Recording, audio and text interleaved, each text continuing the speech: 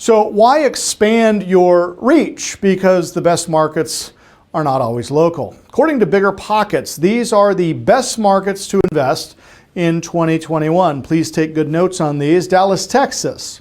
A combo of strong price appreciation and rent. Investors stand to earn almost 20% return before expenses. Denver, Colorado. Strongest rise in home prices over any other market year over year. Properties values rose 13.4%.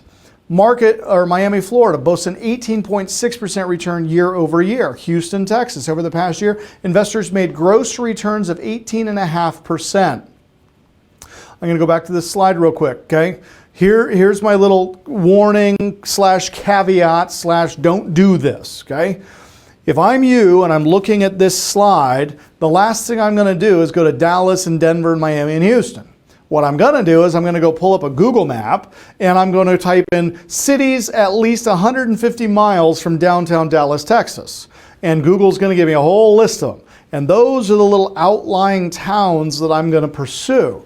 You guys got to remember something. When 10,000 people a day are turning 65 years of age and older, they're going to want to sell those ranchettes, which exist of usually an acre or larger. A ranchette or a farmette, depending on what part of the country you're in, is going to range anywhere from 1 to 10 acres, okay? Especially in Texas. If you got 10 acres, you've got a small backyard, all right? So be aware that this is where the opportunities exist. Now, my parents, I was having dinner with them yesterday after church on Sunday. It was my son's 13-year-old birthday party, which means I now have three teenagers in my house all at the same time. My twins turned 14 in December, and my youngest just turned 13 yesterday. So please pray for me. That would be helpful. So we are over at Mom and Dad's house. And I made a comment. I said, and they live on 5 acres. They've got a bunch of fruit trees, probably 2 acres of grass that Dad has to mow. Dad's 79. And I said, so how much longer are you going to be here? And he said, well, just long enough for you to write me a check and buy this place. I said, really? Are you interested in moving? He said, oh yeah, I'm out of here. I'm tired. Give me something smaller. Now, I don't think that he is alone in this sentiment. I believe that many of our older retirees are done with the upkeep, okay? They don't want to have to worry about watering the lawn and paying for water and all of it, okay? They want smaller, which is why we're seeing an uptick in small single-family, one-bedroom, one-bath houses, a category that I love to buy. One-bedroom, one-bath under 650 square feet is one of our most profitable housing categories. Why? There's so little square feet, it doesn't cost anything to fix the thing up. You literally can flip it for, a couple $1,000. So look for those. So I'm taking Dallas, 150-mile radius.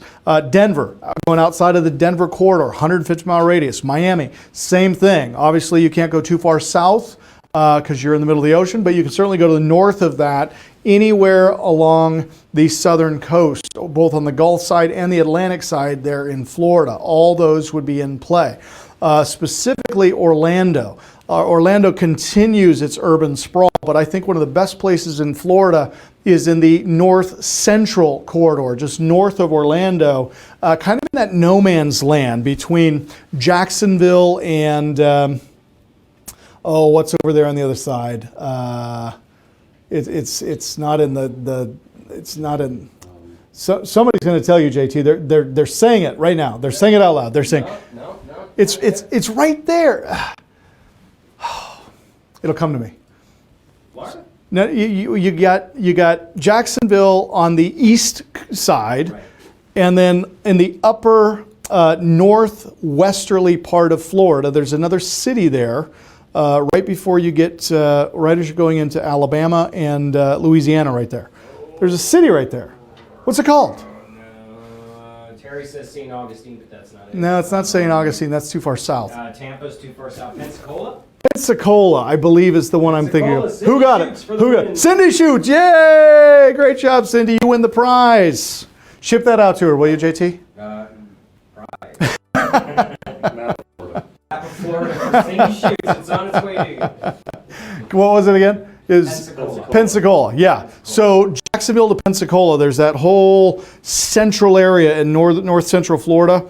I think there's a lot of opportunity in some of those little areas, those small towns, because you can still get 5, 10, 15, 20 acres at a pretty good price in those areas. And as that population, I mean, New York State alone lost 500,000 people, population decline in 2020, okay? And they're all going south. So if you've got land down in those areas, you've got tremendous upside, okay?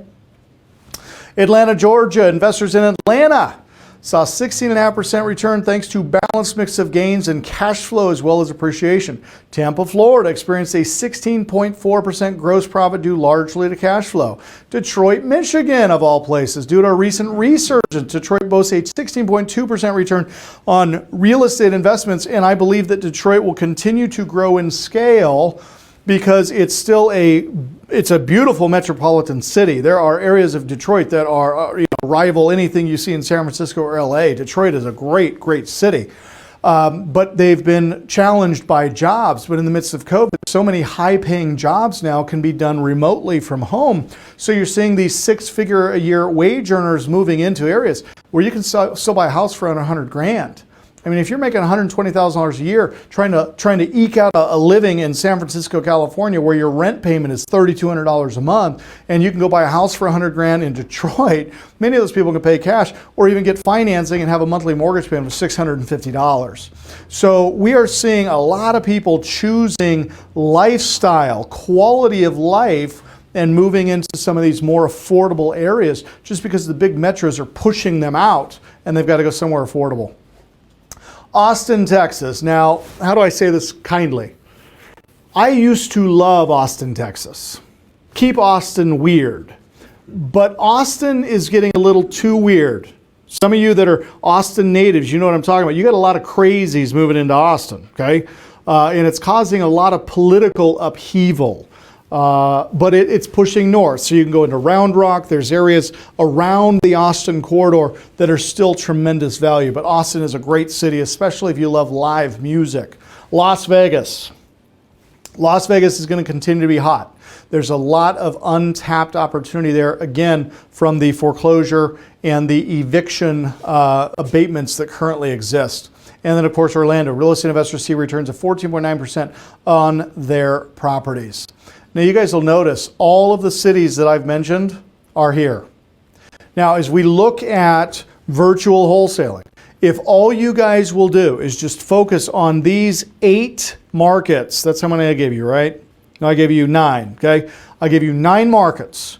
Just research the 150-mile distance from the major market. Outside of that, start combing Craigslist in those cities surrounding these areas. That's where population's going. We're going to get those opportunities under contract, and then we're going to market them for sale back into the main metro, okay? I don't know if you guys have looked at pricing in Denver. I mean, if you don't make $140,000 to $150,000 a year, there's no way you can buy anything in the Denver corridor.